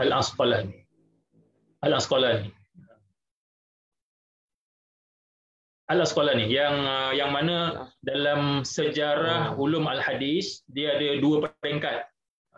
Ini saya sebut di awal dulu. Berkenaan dengan sejarah perkembangan ulum al-hadis dan juga kitab-kitab yang dikarang, dan ada dua peringkat sebenarnya. Satu peringkat ialah peringkat Imam Ibnu Hajar, Imam Ibnu As-Salah, yang mana beliau mengarang kitab ulum al-hadis ataupun masyhur juga dengan nama Muqaddimah Ibn Salah. Dan selama 200 tahun sebelum muncul Ibnu Hajar Al-Asqalani, semua ulama menggunakan kitab yang dikarang oleh Ibnu Salah tadi. Sama ada diringkaskan, disyarahkan dan sebagainya lah, maknanya dia punya perbincangan itu semuanya sekitar metod yang telah digariskan oleh Ibnu Salah. Sehinggalah muncul Ibnu Hajar Al-Asqalani. Beliau mengarang kitab Nukhbatul Fikar, kemudian disyarahkan dengan kitab Nuzhatun Nazar, syarah Nukhbatul Fikar. Jadi dengan munculnya kitab ini, dia memberi nafas baru dalam proses perkembangan ulum al-hadis, yang mana dia punya susunan itu dia tak ikut yang sebelum-sebelumnya, dibuat susunan baru dengan dimulakan pembahagian itu berdasarkan hadis mutawatir dengan hadis ahad, dan di bawah ahad itu ada sahih, hasan, dhaif. Jadi dua tokoh ni memang kena ingatlah, maknanya Imam Ibnu Salah, kemudian 200 tahun kemudian Imam Ibnu Hajar Al-Asqalani dalam perkembangan ulum al-hadis, dan ini yang diterima sampai ke hari ini. Dua-dua ni diterima sampai ke hari ini. Malah tidak ada yang lain kecuali di kalangan mutaakhir ini, mereka nak kembalikan semula ulum al-hadis kepada manhaj mutaqaddimin. Mereka tak mau pakai Imam Ibnu Salah ataupun Ibnu Hajar Al-Asqalani. Mereka tak mau pakai dua-dua ni. Ini manhaj mutaakhirin, bagi mereka ni manhaj mutaakhirin. Ibnu Salah ke Ibnu Hajar, ini manhaj mutaakhirin. Mereka tak mau. Mereka nak balikkan semula kepada mutaqaddim. Jadi mereka baliklah, mereka bangunkan balik, dan dah ada satu kitab yang dikarang, ulum al-hadis ala manhaj al-mutaqaddimin. Tapi bila kita tengok dekat dalam tu masih lagi banyak persoalan-persoalan yang dan juga tanda-tanya yang timbul, sebab benarkah itu mutaqaddimin atau ba'dul mutaqaddimin sahaja. Sebahagian sahaja, bukannya semua. Jadi yang jelasnya memang sebahagian.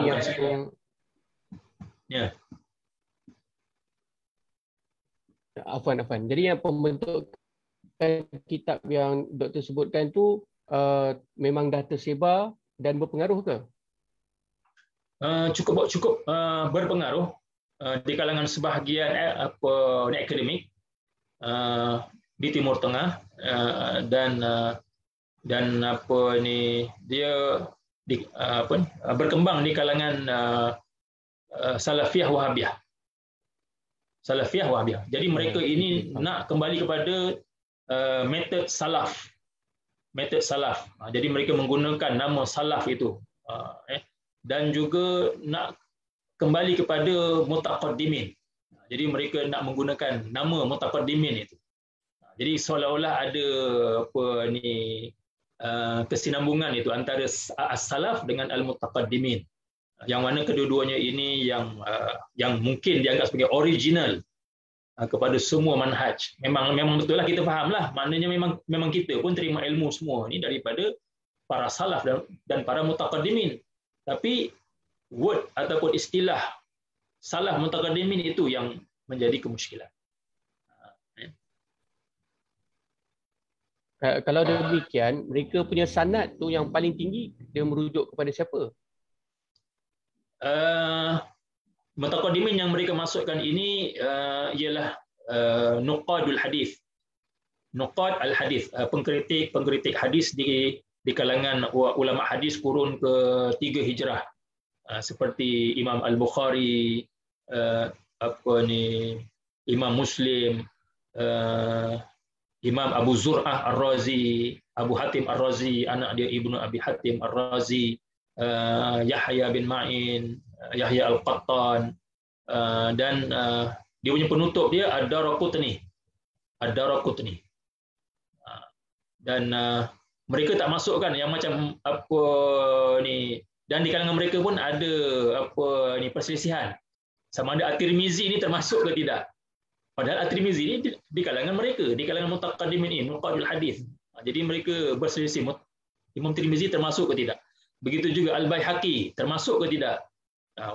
Walaupun Syekh Dr. Hamzah Al-Malibari, yang dia punya penutup bagi mutaqaddimin ini bukannya Daraqutni tapi Al-Baihaqi. Itu dia punya pandangan. Tapi yang lain-lain dia kata bukan. Al-Baihaqi bukan, Al-Baihaqi tak termasuk. Dia yang akhir ialah Ad-Daraqutni. Dia punya penutup dia. Jadi makna nak kata di kalangan mereka pun berlaku perselisihan ya, dalam memilih tokoh-tokoh yang mereka dianggap sebagai mutaqaddimin di kalangan nuqadul hadis, tapi kebanyakannya adalah mutasyaddidin. Yang agak syadid lah ya dalam menilai hadis. Jadi itu yang mereka nak bawa, dan yang mengikut manhaj mutaqaddimin ini di kalangan mutaakhirin yang mereka sebutkan ialah Ibnu Rajab Al-Hambali. Seorang saja. Ibnu Taimiyah pun tidak termasuk. Ibnu Qayyim pun tidak termasuk. Hanya Ibnu Rajab Al-Hambali saja termasuk. Dan juga mungkin Ibnu Abdul Hadi. Ya. Dua-dua ni, Ibnu Rajab dengan Ibnu Abdul Hadi ni, dua-dua ni anak murid kepada Ibnu Taimiyah. Dan ini yang disebut yang betul-betul mengikut manhaj mutaqaddimin. Maknanya yang lain bukan. Kemudian barulah sekarang ini ya, dengan munculnya Syekh Hamzah Al-Malibari, Syekh Abdullah Sa'ad, Syekh Hatim Auni, dan ramai lagi lah. Wallahu a'lam.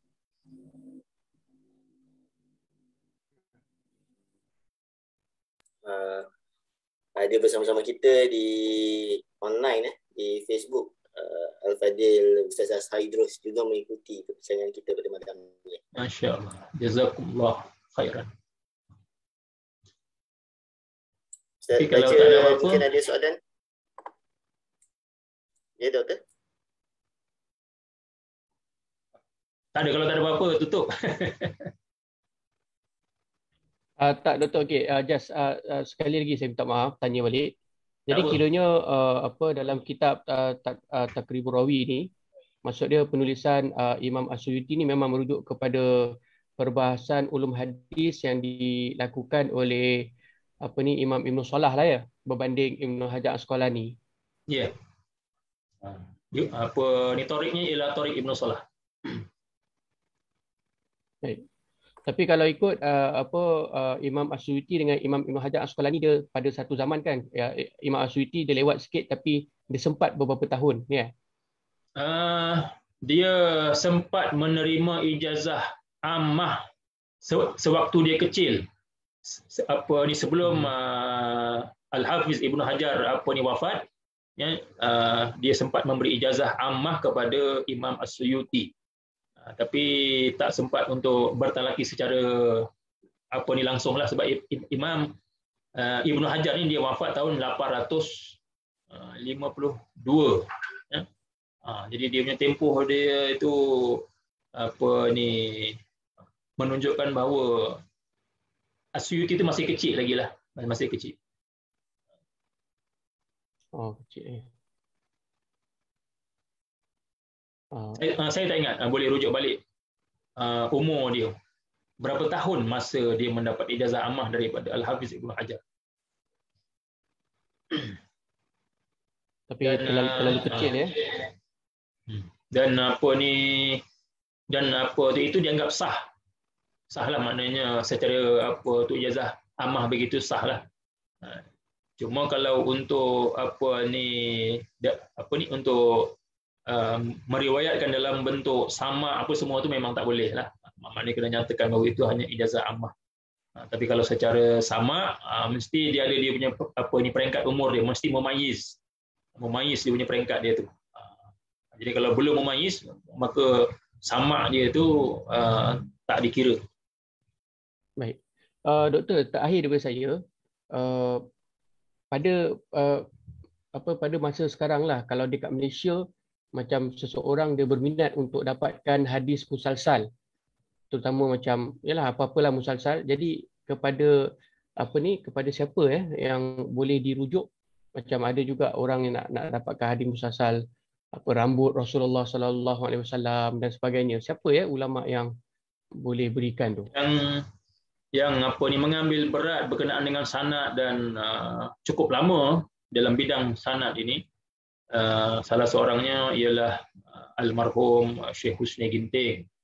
Namun beliau telah meninggal dunia, dan masa itu beliau masih muda, sangat-sangat muda lah. Tapi ilmunya sangat luas. Jadi tak tahu siapakah yang mengambil semua ilmu-ilmu beliau itu. Wallahu a'lam. Mungkin anak-anak murid beliau di Indonesia. Mungkin ada juga yang di Malaysia yang sentiasa mulazamah dengan Syekh Husni semasa beliau hidup. Namun sekarang ini beliau dah tak ada, dan di antara yang juga lama berkecimpung dalam bidang ini ialah Syekh Ustaz Al-Musni Muhammad Zaidi Abdullah Asy-Syah-Alami. Beliau cuma istimewanya beliau lebih tumpu kepada sanad-sanad ulama Melayu.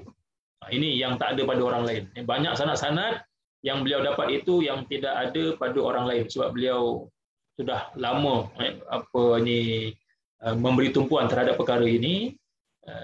Bahkan tidak, memang ada sanad yang hanya beliau sahaja yang memilikinya, tidak ada pada orang lain. Dan ini memang usaha yang beliau buat untuk menjaga sanad-sanad Melayu, dan supaya kita nanti ada warisan yang kita boleh sambungkan dengan anak cucu, bahawa ini ialah sanad ulama-ulama Melayu, dan tak hilang. Walaupun setengah-setengahnya dah hilang, dan banyak yang hilang sebenarnya, sebab tak ramai orang yang memberi tumpuan kepada sanad ni, akhirnya banyak sanad-sanad hilang. Termasuklah ayah saya. Sebelum ni saya tak memberi tumpuan pada sanad, tapi bila ayah saya dah uzur, dan kemudian beliau meninggal dunia, barulah saya dapat tahu rupanya ada banyak sebenarnya yang boleh dikorek, yang boleh disambungkan sanad ni itu. Tapi itulah sebab bila tak ada orang yang memberi tumpuan pada sanad ni, akhirnya dia hilang macam tu lah. Bila wafatnya seorang ulama, maka habislah, tak bersambung. Jadi kalau ada orang yang sebegitu, boleh kita untuk menyambungkan sanad, dan patut kita berbangga bahawa ini ialah sanad ulama-ulama Melayu, yang mana orang Melayu sebenarnya tidak ketinggalan dalam dunia sanad ini. Walaupun setengah-setengah orang ingat, ni orang Melayu ni mungkin dia tak tahu tentang sanad, tak ada sanad. Rupa-rupanya banyak sebenarnya. Bila dikumpulkan oleh Ustaz Zaidi, sangat-sangat banyak. Dan untuk hadis musalsal sangat banyak, ada lebih daripada 100, tapi bukan semuanya sahih. Ada dalam satu kitab yang disusun oleh Imam Asyuti sendiri, dalam kitab Jiyad Al-Musalsalat, yang saya talaki semuanya itu, daripada Syekh Dr. Majid Majid Maki. Masa beliau datang ke Malaysia tu sempat bertalaki kitab tersebut sampai khatam, dan di dalam tu ada lebih kurang 22 ke 23 riwayat hadis musalsal yang status dia dinilai sebagai jayyid oleh Imam As-Suyuti, ya. Sebab itu dia punya kitab dia, nama dia Jiyadul Musalsalat. Jadi jumlah itu yang boleh dikatakan hadis musalsal yang sahih, hasan ataupun hasan li ghairih lah. Manakala yang lain itu tidak mencapai tahap tersebut, ya. Walaupun kita tengok ada berpuluh-puluh, ya, ada lebih daripada 100, tapi kebanyakannya dhaif. Dan mungkin juga yang memberi tumpuan pada sanad, bila kita lihat dia mengarang kitab sanad, dia mengarang kitab sanad. Cuma tak pasti yang khusus musalsal itu, saya tak pasti. Siapa lagi selain daripada Ustaz Muhammad Zaidi, mungkin ada lagi lah, mungkin boleh tanyakan kepada Maulana Husin ataupun kepada Syekh Ibrahim Masran Al-Banjari, yang mana saya tengok beliau juga menyusun, mereka ada menyusun kitab sanad. Mungkin Syekhuna sendiri, Syekh Raja Ahmad Mukhlis pun banyak. Ustaz Raja nak dengar juga suara Ustaz Raja. Tapi mungkin sebelum Ustaz Raja, sebelum kita dengar suara Ustaz Raja, pandangan Ustaz Raja, Ana tertarik bila Fadil Doktor sebut tentang sanad Melayu ni. Kerana secara tak langsung sebenarnya benda tu penting sebenarnya, sebab secara tak langsung dia akan menampakkan bagaimana perkembangan ilmu hadis ni dah berkembang pesat dah di kalangan ulama Melayu, dalam alam Melayu. Kan? Sebab jadi dan benda ni boleh menjawab soalan bila ada pihak-pihak yang suka tuduh amalan orang Melayu ni bid'ah, Nabi tak buat ke apa. Jadi secara tak langsung sebenarnya boleh nampak ulama Melayu ambil hadis, buat sesuatu ni, benda ni dilaksanakan kerana ada panduan hadis sekian-sekian dan ada sanad tu. Ia mengukuhkanlah secara tak langsung jawapan-jawapan kita kan tentang, jadi orang Melayu ni bukan buat satu amalan tu sekadar tengok hadis, tapi ada sanad tu juga dalam nak buat sesuatu amalan tu. Mungkin satu part yang penting lah. Betul. Ya, Ustaz Raja ada pandangan senyap je ni, kita nak dengar juga ni suara daripada fungsi Islami. Sebelum kita tutup majlis mungkin. Assalamualaikum warahmatullahi wabarakatuh. Waalaikumsalam. Alhamdulillah, seronok dengar perbahasan hari ini. Cuma ada mungkin nak tanya pun sudah lewat dah sebenarnya ni kan. Cuma mungkin akan datang, mungkin doktor boleh mulakan sikit tentang macam mana dawabit sebenar membezakan sahih dengan hasan itu. Kalau kita pergi kepada 3 pendapat lah, sebab kita pun anda ingat pun doktor pun ada juga dalam pengajian Al-Muqizah kan, sama dengan Syekh Muhammad Awad. Jadi itu yang ditimbulkan juga oleh guru kita Syekh Muhammad Awad. Apa dawabit sebenar antara yang membezakan antara sahih dengan hasan kan? Adakah sekadar akhaf dawabit sahaja kan? Ataupun apa yang menyebabkan akhirnya hasan itu pun sebenarnya tak ada pembahagian sebegitu, dan mungkin istilah berbeza dengan istilah Imam At-Tirmizi sendiri kan tentang hasan itu, kerana dia sebut hasan dan sahih dalam masa yang sama kan. Kemudian yang kedua, ada juga pendapat yang mengatakan bahawa kemunculan pembahagian kepada mutawatir dan ahad ni ada hubungannya dengan ilmu kalam. Kerana ilmu kalam yang menjadikan idea mutawatir itu maknanya memang tak boleh dipertikaikan lagi lah bahasa mudahnya, dan sehingga terbentuknya kerangka Asy'ariyah sendiri pun membezakan mutawatir dengan ahad dari sudut qat'i dengan zanni itu. Jadi saya rasa apa boleh komen dalam dua masalah ini, itu sajalah. Wallahu a'lam.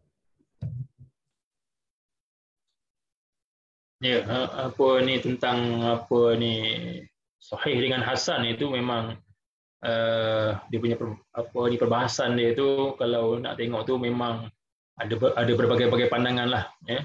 Dan biasanya kita jadikan apa yang disebut dalam kitab-kitab ulum al-hadis itu sebagai panduan kita. So itulah manhaj kita sebenarnya.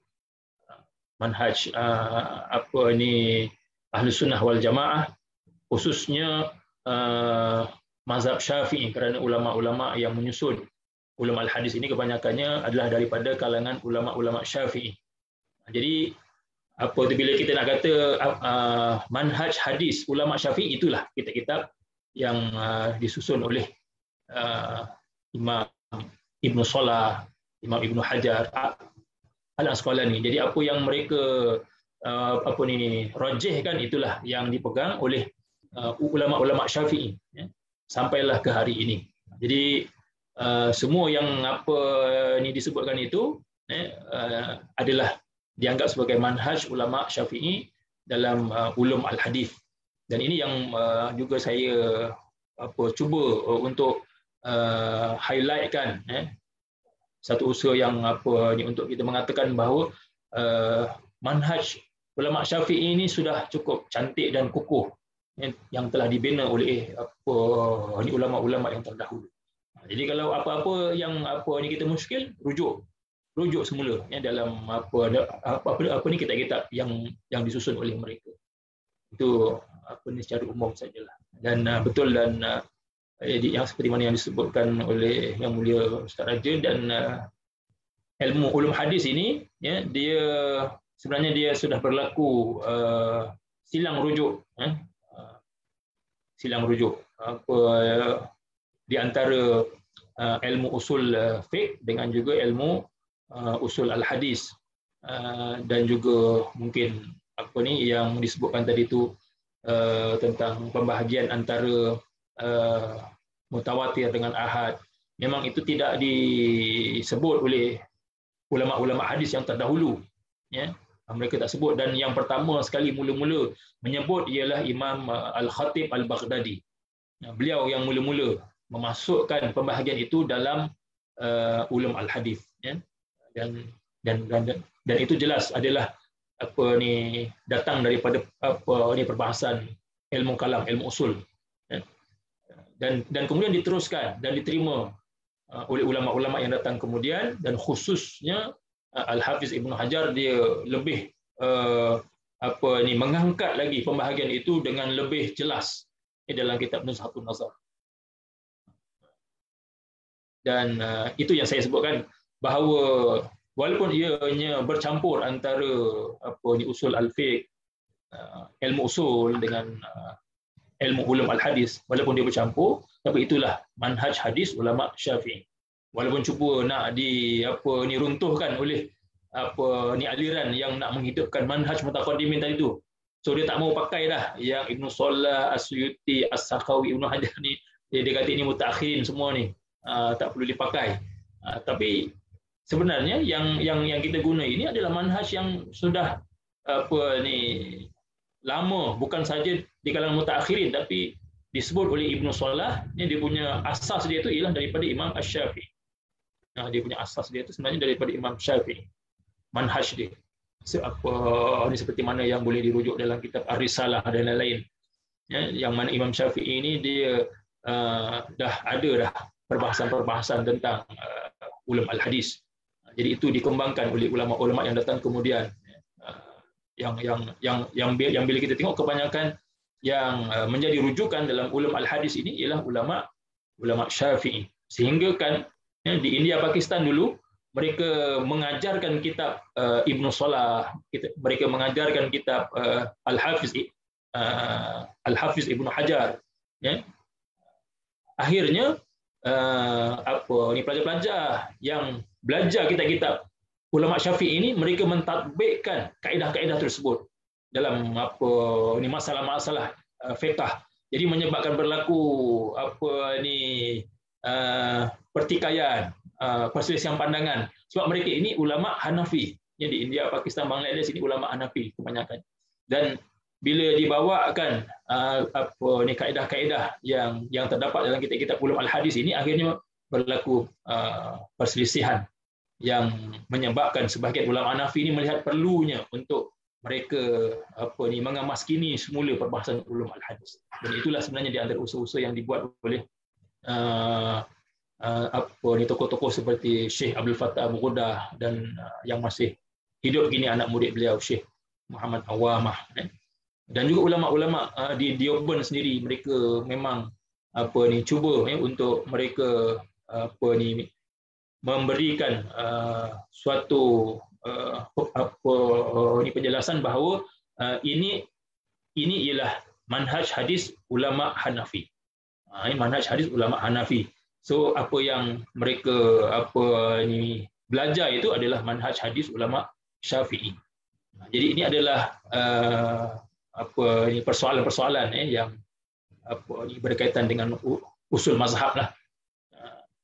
Sehingga kan ada yang menolak di kalangan mereka lah, ada yang menolak isu-isu yang sudah diterima dalam mazhab Hanafi. Menyebabkan perlunya untuk dilihat semula, dikemaskini semula bagaimanakah manhaj hadis di sisi ulama Hanafi. Dan dah ada pun kitab tersebut yang disusun oleh Syekh Abdul Majid At-Turkamani. Memang disebut dirasat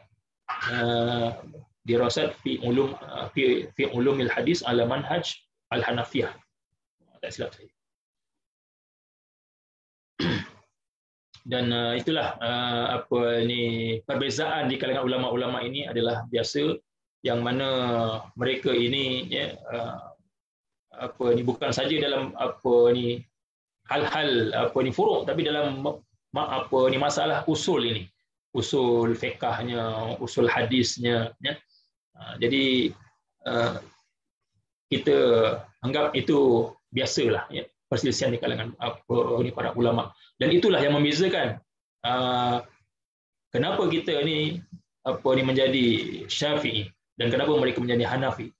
Jadi yang membezakan ialah dari segi usul itu, usul yang kita pegang dan guna pakai.